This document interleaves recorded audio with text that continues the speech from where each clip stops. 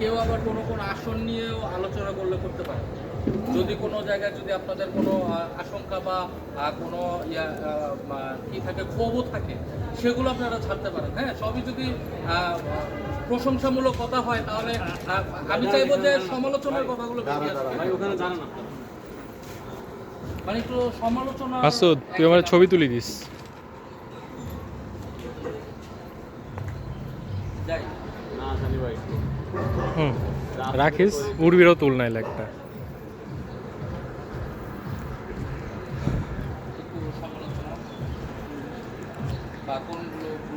এটা কি ভাইয়া লাইভ না অন এয়ার একদম? আমাদের যে 6টা নিউজ, আচ্ছা আচ্ছা আচ্ছা। এবং রাত্রে আমি একবারে ছেড়ে দিচ্ছি, যে টপিক তো বলে দিলাম, আপনি আপনার মতো করে একবারে যা আছে ছেড়ে দিন, একটানে চলে যাবেন।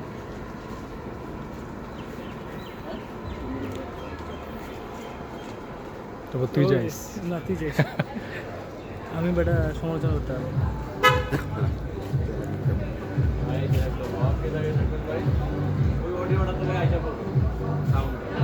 আসুক, আমরা তো পাবলিক আছি, বক্স হবে আছে, আর ওই অডিও আসলে ওটা আমি এডিট প্যানেল থেকেই করবো। হ্যালো হ্যালো হ্যালো, ওকে চলে যাই। হ্যাঁ যাই।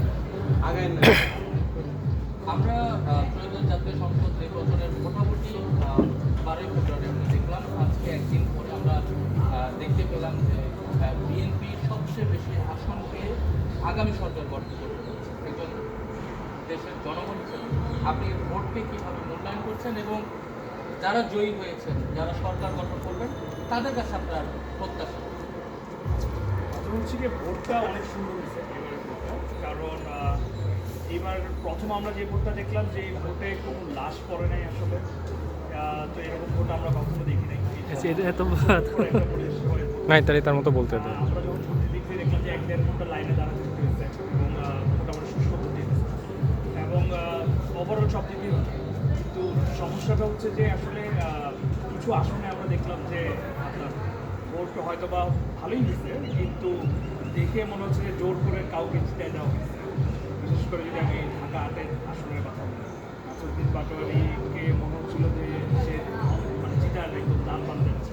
আর হঠাৎ করে দেখলাম যে রেজাল্ট পাবলিশ করাটা বন্ধ করে দিল।